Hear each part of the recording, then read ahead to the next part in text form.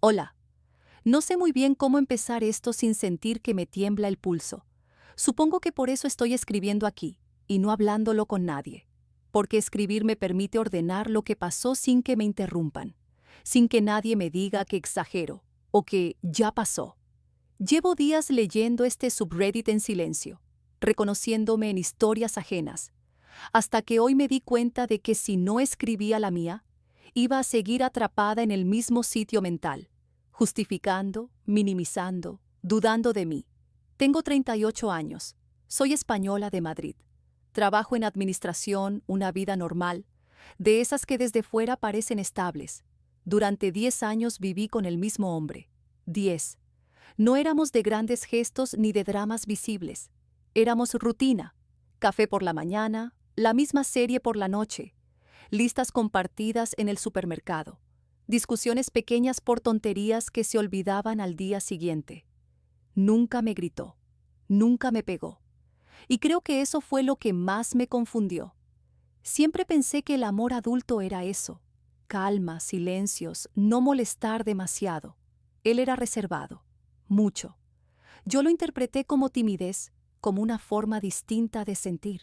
No todo el mundo es expresivo, me repetía. Cuando algo me incomodaba, buscaba explicaciones que no lo pusieran en cuestión. Me entrené durante años para no hacer preguntas incómodas, para no ser esa mujer intensa. La única cosa que siempre me chirrió, aunque nunca lo dije en voz alta, fue su madre. En 10 años nunca la conocí, nunca. Ni una comida, ni una visita rápida, ni una llamada por Navidad, nada. Según él, estaba muy enferma. Muy mal, decía, casi no hablaba. No soportaba visitas. Vivía en una especie de limbo entre hospitales y residencias privadas. 3 veces por semana él iba a verla, siempre solo, siempre con prisas, siempre con esa frase que acabó siendo un muro infranqueable. No te metas en eso, es cosa mía. Al principio pregunté, poco, luego cada vez menos. Cada vez que sacaba el tema, su tono cambiaba apenas, lo justo para que yo me sintiera fuera de lugar. No tiene sentido que vayas, me decía. No te va a reconocer, no va a entender quién eres. Había algo condescendiente en la forma en que lo decía, como si yo fuera ingenua por siquiera plantearlo. Y yo, en lugar de escuchar esa alarma interna, decidía ser comprensiva, respetuosa, madurar, lo llamaba. Con el tiempo la historia de su madre se convirtió en un bloque cerrado, un territorio prohibido, y yo aprendí a rodearlo sin tocarlo, como se rodean las grietas en una casa vieja para que no se note que están ahí. Ahora, mirando atrás, veo las microhumillaciones, las frases sueltas, los silencios estratégicos, los "no hace falta que sepas eso", el modo en que me hacía sentir que preguntar era una molestia, una falta de tacto. Yo misma empecé a vigilarme para no parecer desconfiada, para no incomodar, para no romper la estabilidad que tanto me esforzaba en mantener. Lo más perverso es que, durante años, funcionó. Yo estaba orgullosa de ser la tranquila, la que no arma dramas, la que entiende. Me repetía que todas las parejas tenían zonas privadas, que el amor también era saber cuándo callar.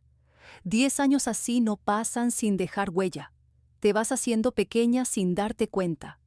Ajustas tu voz, tus preguntas, tu intuición, y lo haces convencida de que es por amor, cuando en realidad es por miedo a perder lo que crees que tienes. Si escribo esto ahora es porque ese silencio, el que sostuve durante una década, fue la base de todo lo que vino después. Y porque entender eso ha sido el primer golpe de lucidez real que he tenido en mucho tiempo. Todavía no sabía nada, todavía confiaba, todavía creía que mi papel era comprender. Pero el silencio, cuando se alarga demasiado, deja de ser paz. Se convierte en complicidad sin consentimiento. No hubo un gran evento, ninguna escena dramática, nada que, contado en voz alta, sonara grave. Y creo que por eso tardé tanto en reaccionar, porque lo que pasó fue pequeño, ridículamente pequeño. De esas cosas que, si las cuentas, alguien siempre te responde, ¿eso? ¿En serio? Fue una frase. Una tarde cualquiera, un martes sin nada especial. Estábamos cenando en casa, pasta recalentada, la tele puesta de fondo sin que ninguno la mirara de verdad. Yo estaba cansada, más de lo normal. En el trabajo habían recortado personal y llevaba semanas cubriendo tareas que no eran mías. Nada nuevo. Me quejé un poco, solo un poco. Hoy me han vuelto a cambiar un informe a última hora, dije. Y luego como si nada, como si no contara mi tiempo. Él no levantó la vista del plato. Bueno, respondió. Tampoco es para tanto, no eres la única. No era una frase cruel, no gritó, no se burló. Pero algo en el tono, no sé.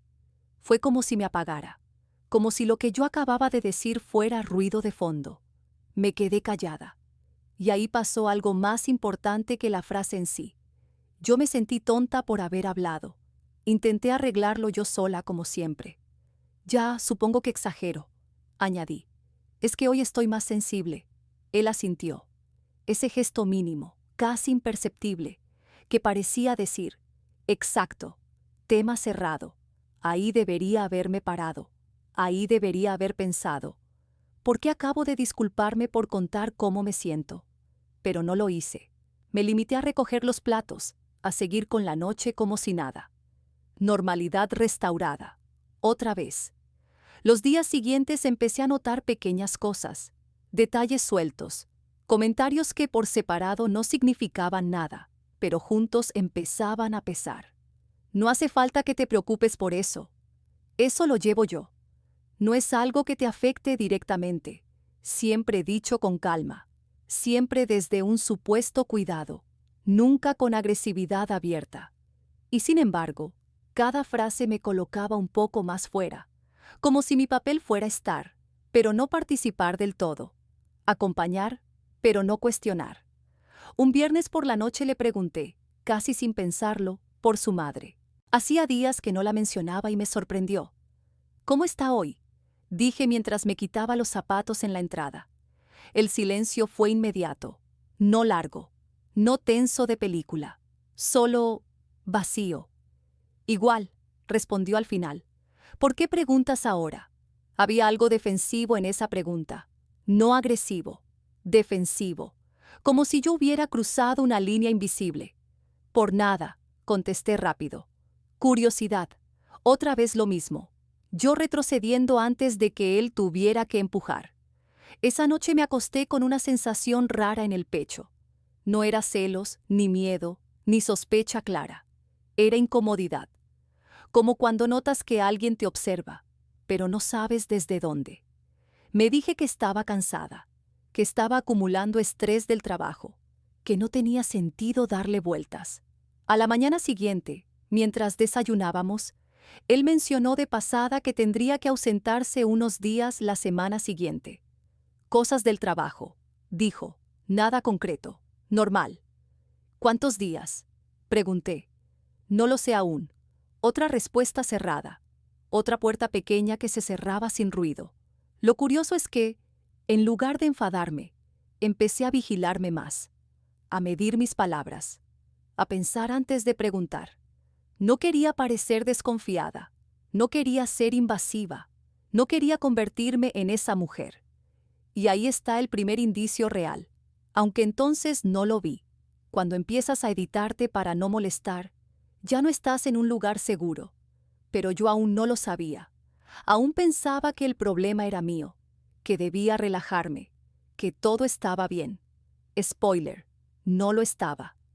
Después de aquel martes algo cambió, aunque externamente todo siguiera igual.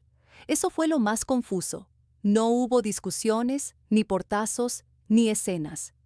Seguíamos desayunando juntos, compartiendo la cama, hablando de cosas prácticas. Desde fuera, cualquiera habría dicho que no pasaba absolutamente nada. Pero yo empecé a sentirme vigilada. No por él directamente, sino por mí misma, como si hubiera un filtro nuevo entre lo que pensaba y lo que decía. Antes hablaba sin darle tantas vueltas. Ahora calculaba, ajustaba, quitaba peso a mis propias frases antes de que alguien más lo hiciera. Empecé a notar que ciertas decisiones ya no se comentaban, simplemente aparecían hechas. Un jueves llegué a casa y encontré papeles sobre la mesa del salón, facturas, documentos bancarios. Me senté a mirarlos por encima por costumbre, sin intención de invadir nada. Cuando él salió del baño y me vio, se quedó quieto un segundo de más.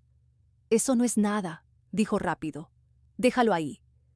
No fue lo que dijo, fue como si yo hubiera tocado algo que no debía, como si mi simple presencia en ese espacio fuera un error. «Solo estaba mirando», respondí. «Pensé que...» «No hace falta», me interrumpió. «Lo llevo yo». Otra vez esa frase. «Lo llevo yo». Como si yo no fuera parte de ese nosotros que llevaba 10 años construyéndose. Me sentí infantil, literalmente infantil, como una niña curiosa a la que hay que apartar con suavidad para que no moleste a los adultos. Y lo peor es que no protesté.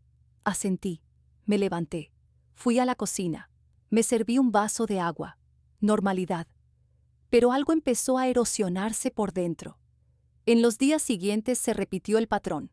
Pequeñas exclusiones, comentarios que parecían neutros, pero siempre iban en la misma dirección. Dejarme fuera. «No te preocupes por eso. Es complicado, no merece la pena explicarlo. Confía en mí». Esa última la decía mucho. Confía en mí. Como si la confianza fuera obediencia silenciosa, no un acuerdo mutuo. Intenté hablarlo una vez. Solo una. Una noche tranquila, sin tensión aparente.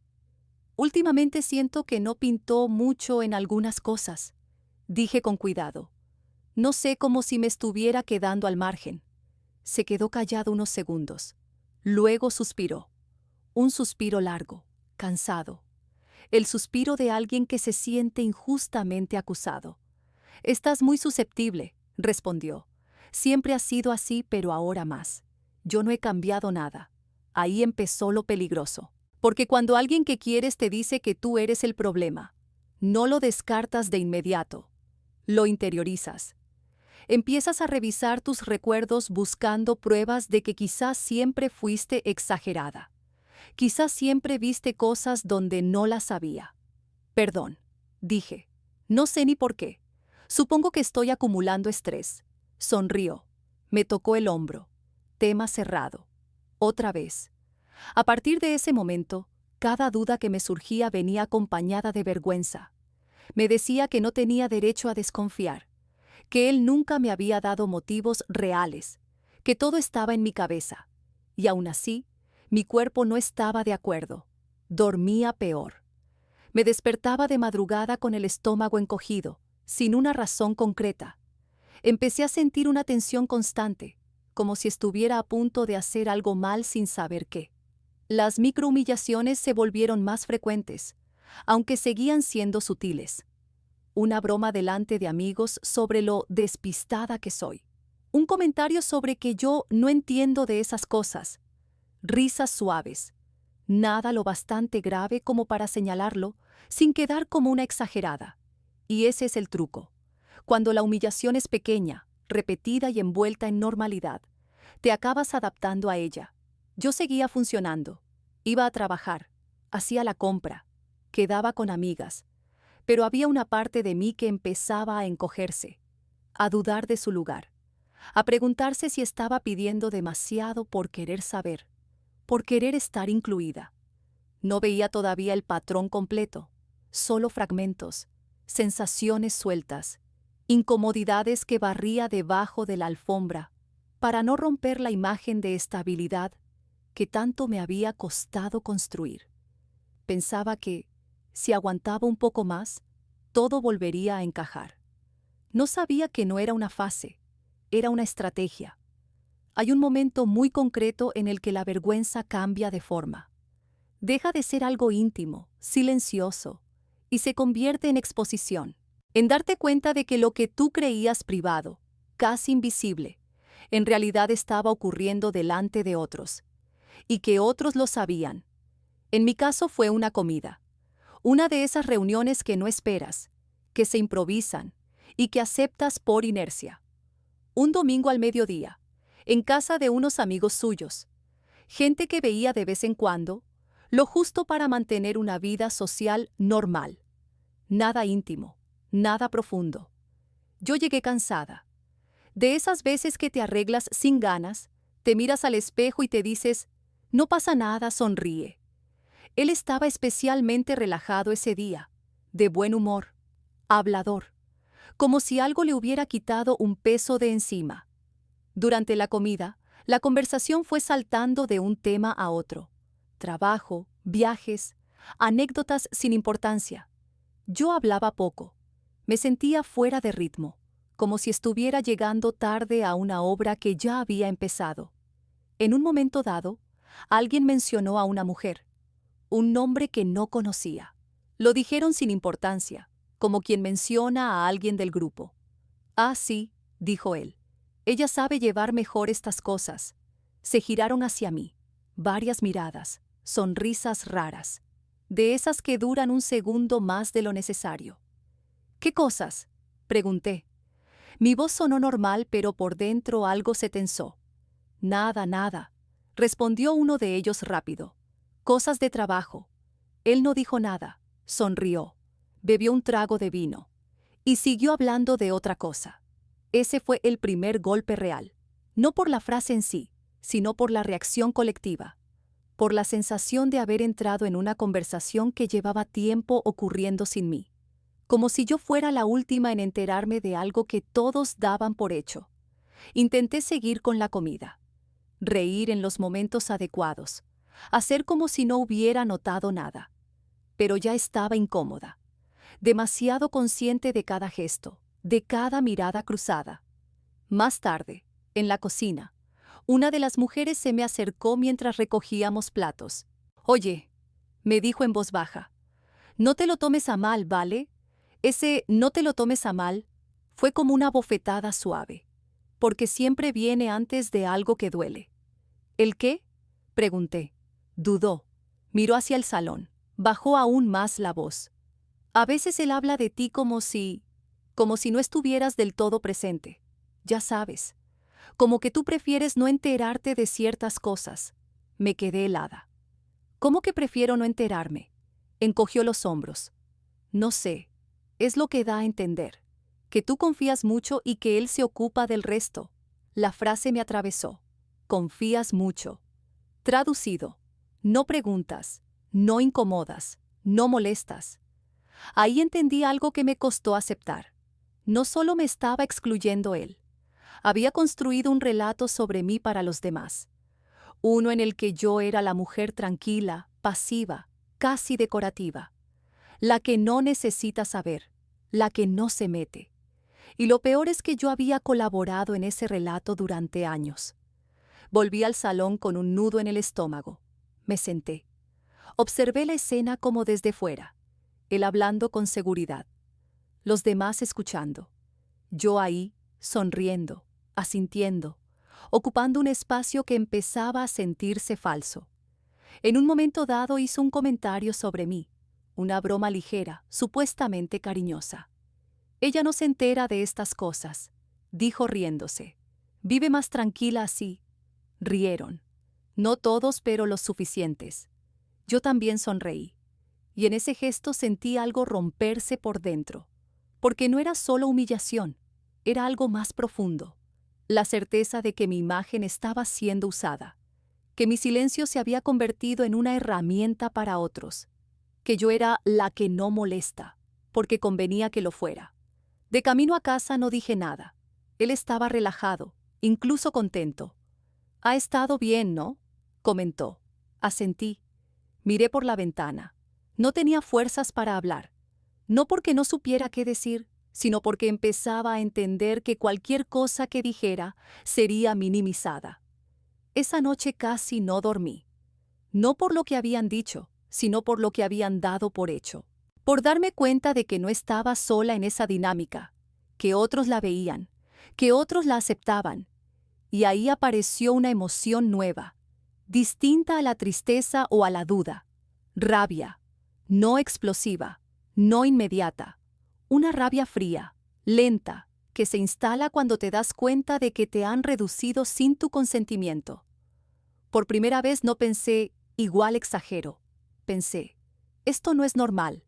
Pensé, esto no es amor. Y aunque aún no sabía qué hacer, algo dentro de mí empezó a moverse. Como si una parte que llevaba años dormida hubiera abierto un ojo. Todavía no había confrontación. Todavía no había pruebas. Pero ya no estaba sola con mi incomodidad. Y eso, curiosamente, fue lo que más me dolió. Y lo que empezó a despertarme. Después de aquella comida algo se rompió, pero no de forma visible. Por fuera seguí igual. Por dentro empecé a caminar con cuidado, como si el suelo pudiera ceder en cualquier momento. Tenía la sensación de que, si abría la boca, iba a quedar como la loca, la intensa, la exagerada. Y eso me paralizaba más que el miedo.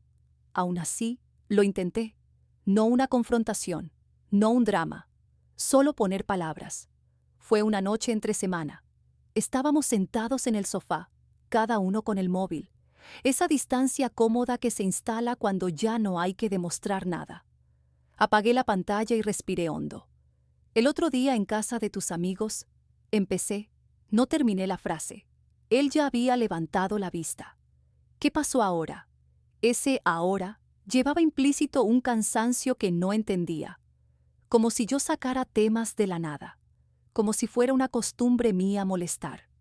Hubo comentarios que me hicieron sentir incómoda, dije despacio, como si los demás supieran cosas de mí o sobre mí, que yo no.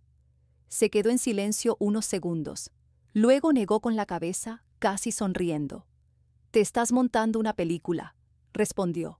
Nadie estaba hablando de ti. Sentí un calor subir por el pecho. No rabia aún, confusión. No fue solo una cosa, insistí. Fue el tono, las miradas. Esa mujer me dijo que tú... ¿Qué mujer? Me cortó. ¿Vas a creer lo que te diga cualquiera antes que a mí? Ahí empezó el verdadero gaslighting. No con gritos, no con insultos, con lógica aparente, con ese tono razonable que te hace sentir irracional por tener emociones. Estás muy sensible últimamente, continuó. Desde lo del trabajo estás rara. Ves ataques donde no los hay. Otra vez lo mismo. El problema era yo. Intenté explicarme mejor. Hablé de cómo me sentía afuera, de cómo últimamente me daba la impresión de no formar parte de ciertas decisiones, de que había cosas que se hablaban delante de otros pero no conmigo. Suspiró. Se apoyó en el respaldo del sofá. Mira, dijo, no sé qué necesitas exactamente. Yo no he cambiado.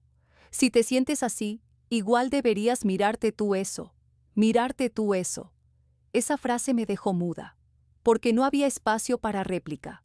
Si seguía hablando, me convertía automáticamente en el problema, en la insegura, en la mujer que necesita drama para sentirse viva.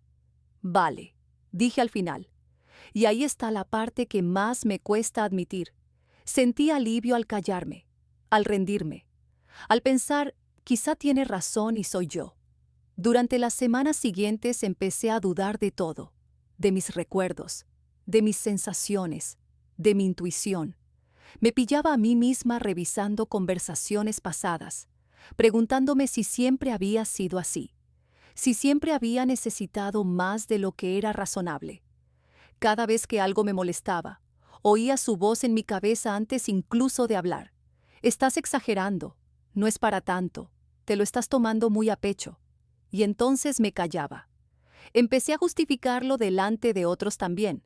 Si alguien hacía un comentario raro, yo lo suavizaba. Si él hablaba por mí, asentía. Me convertí en cómplice de mi propia invisibilidad. Lo más perverso del gaslighting no es que te mientan, es que te enseñan a mentirte tú sola, a desconfiar de tu percepción, a pensar que sentir es un defecto. Una noche me miré en el espejo del baño y no me reconocí. No físicamente, sino en la expresión. Había algo apagado, contenido, como si llevara semanas pidiéndome permiso para existir. Y aún así, seguía pensando que no tenía pruebas, que todo eran sensaciones, que sin algo concreto no tenía derecho a cuestionar nada. No sabía que la prueba no siempre llega como una bomba. A veces llega como un detalle pequeño, algo que escuchas sin querer, algo que no estaba destinado a ti, y cuando llega, ya no hay forma de volver atrás. La prueba no llegó como yo imaginaba que llegan estas cosas. No fue un mensaje descubierto a propósito, ni una confesión dramática. Fue algo absurdo, casi ridículo. De esas escenas que, si no te estuvieran ocurriendo a ti, parecerían sacadas de una mala serie. Llegué a casa antes de lo habitual un jueves. Me dolía la cabeza y había decidido salir antes del trabajo. No avisé. No por desconfianza, sino por cansancio. Quería silencio. Él estaba en el despacho con la puerta entreabierta. Hablaba por teléfono. No levanté la voz, no hice ruido. Me quité los zapatos despacio. Y entonces escuché mi nombre. No, ella no pregunta. Decía, nunca lo ha hecho. Confía, eso es lo bueno. Me quedé inmóvil en el pasillo. El corazón empezó a latirme en la garganta, pero no de forma caótica. Fue una calma rara, casi clínica, como si mi cuerpo hubiera decidido entrar en modo observación. Sí, continuó. Así es más fácil. No necesito dar explicaciones. Hubo una risa al otro lado. No distinguí la voz. Hombre o mujer, daba igual en ese momento. No sospecha nada, añadió. Está en su mundo, en su mundo. Esa frase fue el corte limpio, el punto exacto donde todo se alineó. Las microhumillaciones, las exclusiones, las bromas, el relato construido sobre mí. No era torpeza, no era estrés, no era sensibilidad excesiva, era una estrategia. Retrocedí despacio, sin hacer ruido. Entré en el dormitorio. Me senté en la cama. Sentía el cuerpo extraño, como si estuviera ligeramente separada de mí misma. No lloré, no grité, no sentí ganas de enfrentarle. Sentí claridad. Por primera vez en mucho tiempo, no dudé de lo que había oído. No lo reinterpreté, no lo suavicé. No busqué explicaciones alternativas, porque ya no era una sensación. Era una confirmación verbal de algo que llevaba tiempo pasando. Minutos después salió del despacho. Me saludó como siempre. Normalidad perfecta. ¿Has llegado ya?, preguntó. Sí, respondí. Me encontraba mal. Se acercó, me tocó la frente. Descansa, dijo. Yo me encargo de todo. Si no lo hubiera escuchado antes, esa frase habría sonado a cuidado, a apoyo. En ese momento sonó a control. Esa noche cenamos juntos. Hablamos de cosas triviales. Le respondí con monosílabos. Me observaba de reojo, pero no preguntó. Yo tampoco.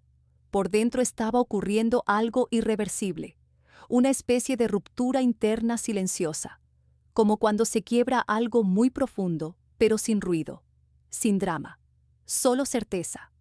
Me di cuenta de algo incómodo. No estaba triste. Estaba decepcionada, sí, pero sobre todo estaba alerta, atenta, como si durante años hubiera estado dormida y de repente alguien hubiera encendido la luz. Esa fue la última noche que me acosté pensando que quizá el problema era yo. A partir de ahí, empecé a mirar, a escuchar, a guardar, no para atacar, no para vengarme aún, sino porque por primera vez entendí que mi silencio había sido usado contra mí y que seguir callada ya no era una opción. Creí que, después de escuchar aquello, iba a explotar, que vendría la rabia descontrolada, el llanto, las ganas de gritarle todo a la cara. No pasó nada de eso. Lo que vino fue algo más raro y a la vez más devastador. Un colapso silencioso. Seguí funcionando. Eso fue lo más inquietante. Me levantaba, iba a trabajar, respondía a correos, sonreía cuando tocaba. Desde fuera, nadie habría dicho que algo iba mal. Incluso él parecía más relajado esos días, como si mi silencio reforzado confirmara que todo seguía bajo control. Por dentro, sin embargo, estaba rota en capas. La primera fue la vergüenza, no hacia él, sino hacia mí, por haberme dejado llevar tanto tiempo, por haber confundido amor con paciencia infinita, por haber defendido una versión de mí misma que ahora veía claramente, dócil, agradecida por migajas de inclusión, orgullosa de no molestar. Me dolía recordar cuántas veces había dicho frases como «no pasa nada» cuando sí pasaba. Cuántas veces me había tragado una pregunta para no parecer desconfiada. Cuántas veces había protegido su imagen delante de otros, mientras él construía una mía que me reducía. La segunda capa fue la rabia, pero no explosiva. Una rabia sorda, constante, que me apretaba el pecho por dentro. No contra él únicamente, sino contra todo el sistema invisible que premia a las mujeres que callan y penaliza a las que preguntan. Me di cuenta de que mi tranquilidad había sido funcional para muchos, no solo para él. Empecé a tener pequeños colapsos privados, en el baño del trabajo, con la puerta cerrada, respirando hondo para no llorar. En el supermercado, quedándome quieta frente a una estantería sin saber qué estaba buscando. En la cama, de madrugada, mirando al techo mientras él dormía a mi lado, tranquilo. Dormía poco. Y cuando dormía, soñaba que hablaba y nadie me escuchaba. Había momentos en los que me asaltaba una duda peligrosa. ¿Y si realmente exagero? Esa voz aún aparecía, débil pero persistente. El gaslighting no se va de golpe, se queda como un eco. Pero ahora había algo distinto. Ya no mandaba, porque cada vez que esa duda surgía, la frase volvía clara, intacta, imposible de deformar. No pregunta, confía, así es más fácil. No era una interpretación, era literal. Empecé a escribir cosas en el móvil, notas sueltas, fechas, frases textuales, situaciones pequeñas que antes habría olvidado, no con la intención de usarlas, sino para no perderme a mí misma otra vez, para anclar la realidad.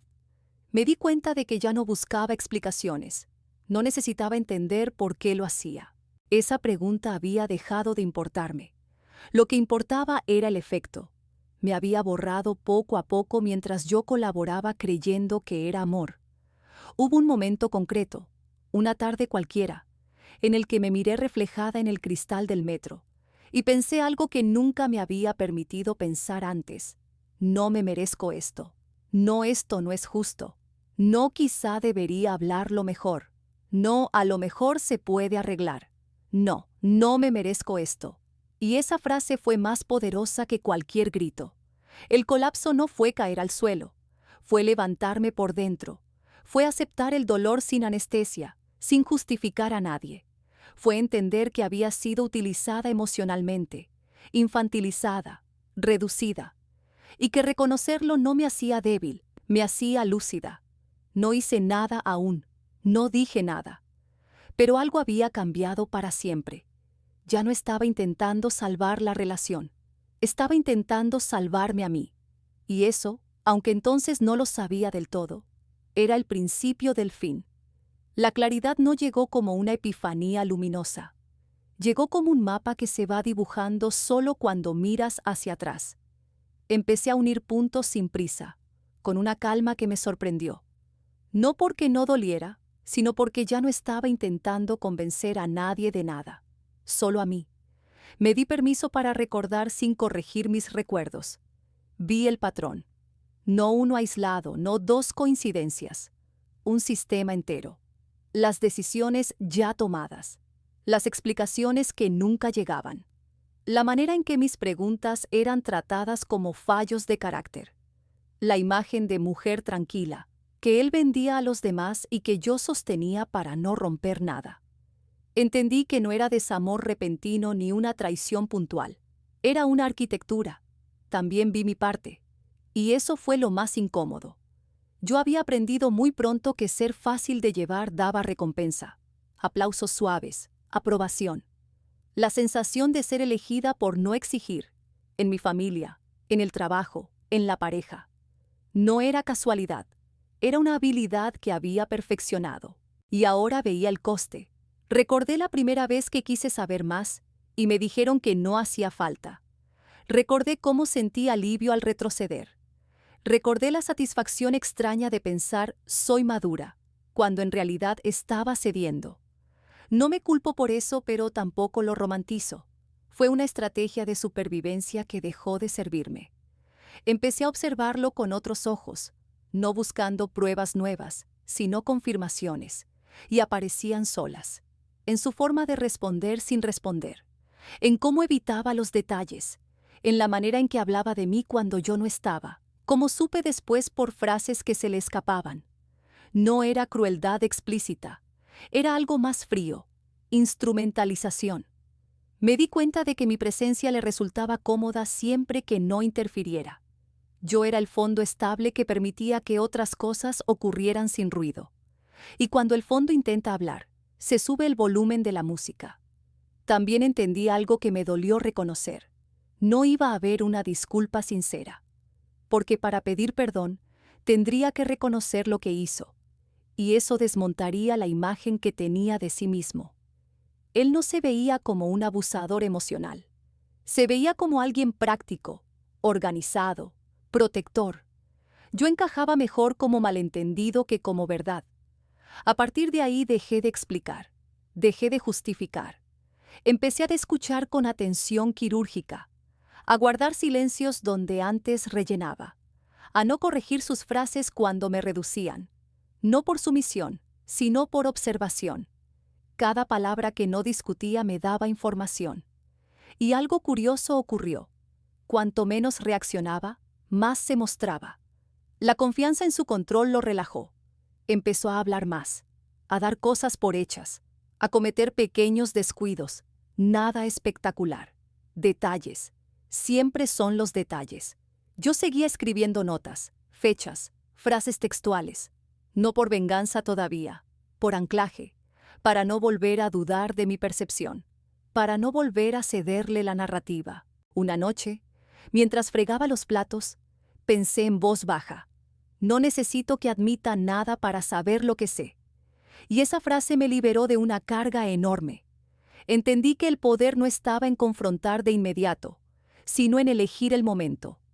Que el silencio no siempre es rendición, a veces es preparación. Que no todo cierre viene con una escena. Algunos llegan con una decisión interna que nadie más ve. No sentí urgencia, sentí determinación. Por primera vez, la historia no avanzaba por inercia. La estaba eligiendo yo.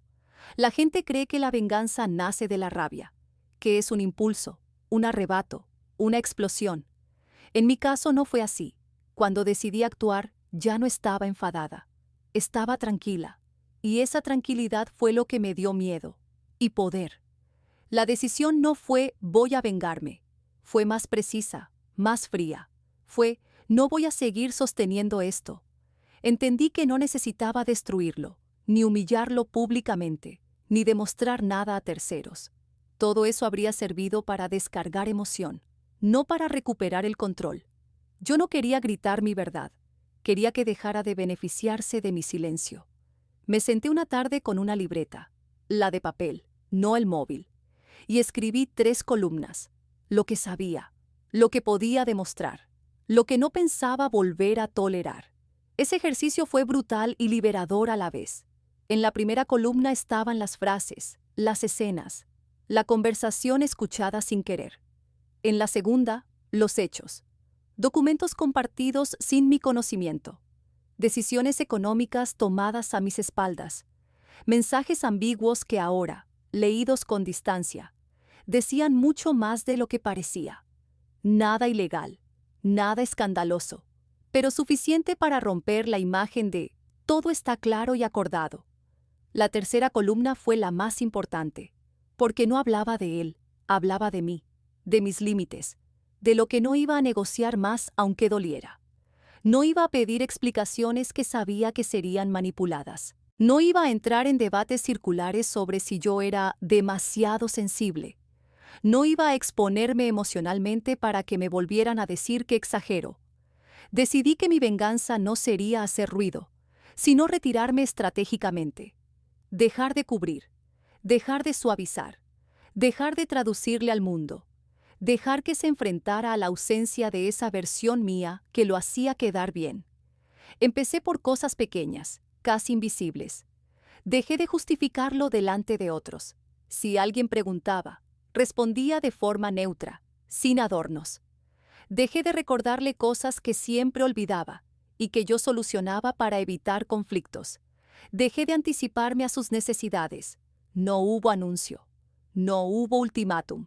Solo un cambio de dinámica. También empecé a preparar mi salida práctica. No dramática. Práctica. Revisé cuentas. Guardé copias de documentos. Hablé con una amiga de confianza, solo una, sin entrar en detalles morbosos. Necesitaba un testigo de mi realidad. Alguien que supiera lo que estaba pasando por si algún día volvía a dudar. Cada paso que daba me devolvía una parte de mí que creía perdida. No la inocente, no la que confiaba ciegamente. Otra más sólida, más atenta. Él empezó a notar algo claro. Preguntó una vez. «Te noto distante», dijo. «¿Pasa algo?» Lo miré, y por primera vez no sentí la necesidad de explicarme. «No», respondí. «Todo está bien». Y lo estaba. Por primera vez en mucho tiempo lo estaba de verdad, porque ya no estaba intentando que él cambiara. Estaba cambiando yo de lugar. La decisión ya estaba tomada. Solo quedaba elegir el momento exacto para ejecutar lo inevitable. Y esta vez, ese momento lo decidiría yo. No hubo escena. No levanté la voz. No hice listas de reproches ni pedí explicaciones finales. La ejecución fue silenciosa, casi elegante, y por eso tan efectiva, porque él esperaba conflicto, no retirada. Elegí un día normal, un martes cualquiera, nada simbólico, nada dramático. La normalidad siempre había sido nuestro idioma, así que decidí usarla una última vez. Esa mañana dejé el café hecho como siempre. Me arreglé para ir a trabajar. Le di un beso en la mejilla. Todo igual. Él no sospechó nada. Nunca sospechan cuando te han dado por garantizada. Durante semanas había preparado cada detalle sin que se notara. Ese día solo fui activando lo que ya estaba listo. Desde el trabajo llamé al banco. Separé oficialmente lo que aún compartíamos. Tenía derecho. Nadie discutió nada. Cuando algo está claro sobre el papel, no hace falta drama. Al mediodía envié 2 correos, uno al administrador de la finca, notificando un cambio de contacto, otro al asesor que llevaba ciertos temas que siempre se ocupaba él. Simplemente me presenté, con mi nombre completo, sin pedir permiso. Por la tarde, antes de volver a casa, pasé por el piso de una amiga. Dejé una maleta pequeña, lo justo. No necesitaba huir, necesitaba elegir. Cuando llegué a casa, él estaba en el salón, como siempre. Me preguntó cómo me había ido el día. Bien, respondí. Me senté frente a él. Tranquila, demasiado tranquila para lo que vendría. Me voy, dije. No necesitamos hablar. No, esto no funciona. No dame explicaciones. Me voy. Parpadeó. Tardó unos segundos en procesarlo. ¿Cómo que te vas? Me voy de aquí. Hoy. Esperaba preguntas, esperaba enfado, esperaba manipulación. Y llegó, pero tarde. No puedes decidir algo así sin hablarlo, dijo. Estás reaccionando de forma exagerada. Ahí estuvo, el reflejo automático. La misma frase de siempre con otra envoltura. Lo miré. Y fue extraño. No sentí nada. Ni rabia, ni tristeza, ni ganas de defenderme. No estoy reaccionando, respondí. Estoy decidiendo. Le expliqué lo justo, no el porqué profundo, no la conversación escuchada, no el mapa completo, solo lo necesario para que entendiera que no había marcha atrás. Ya no quiero vivir así, dije. No quiero estar donde no se me ve. Intentó girarlo, minimizarlo, convertirlo en una crisis pasajera. Siempre has sido muy sensible, repitió. Sonreí, no con ironía, con cierre. Ya no, dije. Esa fue mi verdad dicha en el momento exacto. Cogí la maleta. Caminé hacia la puerta. No me siguió. Creo que no sabía cómo, porque no había escena que controlar, ni emoción que desmontar. Al salir, sentí algo que no esperaba. Alivio físico, como si me hubiera quitado un peso de encima que llevaba tanto tiempo cargando, que ya no lo notaba. La ejecución no fue humillante para él en público, fue devastadora en privado, porque le quité lo que más necesitaba: mi silencio, mi presencia funcional, mi papel de fondo estable. Y esta vez, no dejé nada atrás que pudiera usar en mi contra. Ha pasado tiempo desde que me fui. No el suficiente como para decir que todo está cerrado, pero sí el necesario para ver con claridad. La distancia no lo borra todo, pero ordena. Y yo necesitaba orden más que consuelo. Durante las primeras semanas sentí una especie de resaca emocional. No lo echaba de menos a él. Echaba de menos la versión de mí que creía segura. Esa mujer que pensaba que, si era comprensiva, todo estaría bien. Tuve que despedirme de ella con cuidado, sin desprecio. Hizo lo que pudo con lo que sabía entonces. Hubo días en los que dudé, no por amor, sino por costumbre. 10 años pesan. A veces me sorprendía a mí misma pensando si no habría sido más fácil quedarme.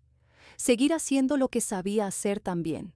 Callar, adaptarme, justificar. Pero cada vez que esa idea aparecía, mi cuerpo reaccionaba antes que mi mente.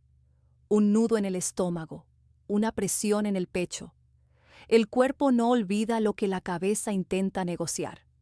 Aprendí que el silencio no siempre es neutral. A veces es el terreno donde otros construyen poder. Que no levantar la voz no te hace más madura, solo más disponible para que decidan por ti. Que la confianza sin reciprocidad no es virtud, es vulnerabilidad. También aprendí algo incómodo.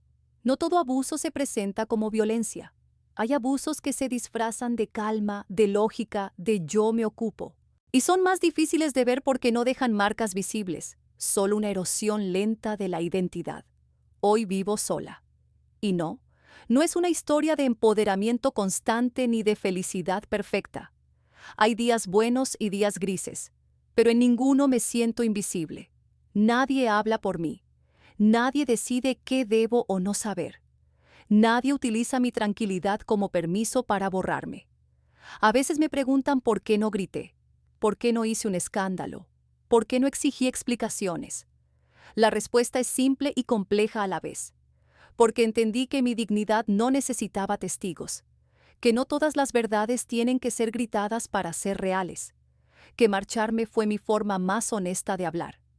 Si alguien está leyendo esto y se reconoce en algo, en la duda constante, en el miedo a parecer exagerada, en esa sensación de estar siempre un paso atrás en su propia vida, quiero decirle algo muy claro. No estás loca. No eres demasiado sensible. Y no necesitas una prueba espectacular para irte de un lugar que te reduce. El instante exacto en el que decidí no seguir soportando, no fue cuando me mintieron, ni cuando me humillaron, ni cuando me usaron. Fue cuando me di cuenta de que estaba empezando a desaparecer. Y eso, para mí, fue suficiente. Hoy no grito, hoy no explico de más, hoy no me escondo, hoy simplemente estoy.